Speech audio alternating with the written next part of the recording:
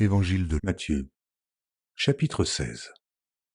Les pharisiens et les sadducéens abordèrent Jésus et, pour l'éprouver, lui demandèrent de leur faire voir un signe venant du ciel.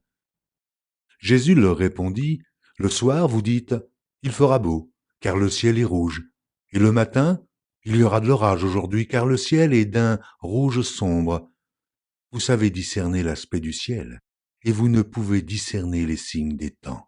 Une génération méchante et adultère demande un miracle.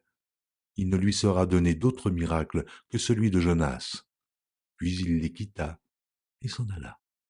Les disciples, en passant à l'autre bord, avaient oublié de prendre des pains. Jésus leur dit, « Gardez-vous avec soin du levain des pharisiens et des sadducéens. » Les disciples raisonnaient en eux-mêmes et disaient, « C'est parce que nous n'avons pas pris de pain. » Jésus, l'ayant connu, dit, « Pourquoi raisonnez-vous en vous-même, gens de peu de foi, sur ce que vous n'avez pas pris de pain?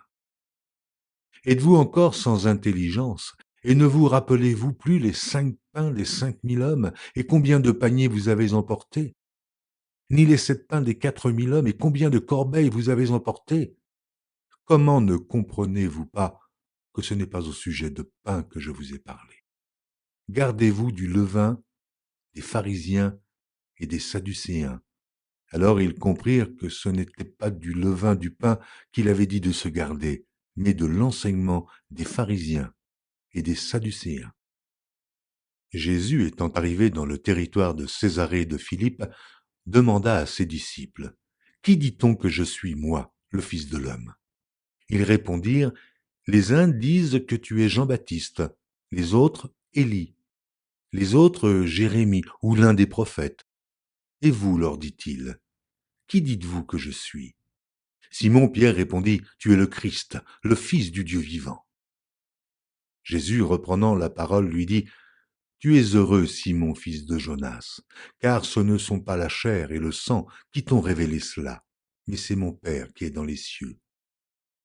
Et moi je te dis que tu es Pierre, et que sur cette pierre je bâtirai mon église, et que les portes du séjour des morts ne prévaudront point contre elle. Je te donnerai les clés du royaume des cieux. Ce que tu liras sur la terre sera lié dans les cieux, et ce que tu délieras sur la terre sera délié dans les cieux. » Alors il recommanda aux disciples de ne dire à personne qu'il était le Christ.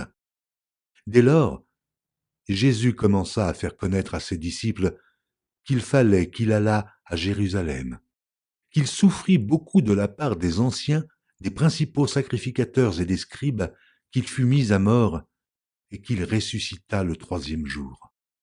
Pierre, l'ayant pris à part, se mit à le reprendre et dit, « À Dieu ne plaise, Seigneur, cela ne t'arrivera pas. » Mais Jésus, se retournant, dit à Pierre, « Arrière de moi, Satan, tu mets en scandale, car tes pensées ne sont pas les pensées de Dieu, mais celles des hommes. » Alors Jésus dit à ses disciples, « Si quelqu'un veut venir après moi, qu'il renonce à lui-même, qu'il se charge de sa croix et qu'il me suive. Car celui qui voudra sauver sa vie la perdra, mais celui qui la perdra à cause de moi la trouvera. Et que servirait-il à un homme de gagner tout le monde s'il perdait son âme? Ou que donnerait un homme en échange de son âme? Car le Fils de l'homme doit venir dans la gloire de son Père avec ses anges, et alors il rendra à chacun selon ses œuvres. Je vous le dis en vérité. Quelques-uns de ceux qui sont ici ne mourront point, qu'ils n'aient vu le Fils de l'homme venir dans son règne.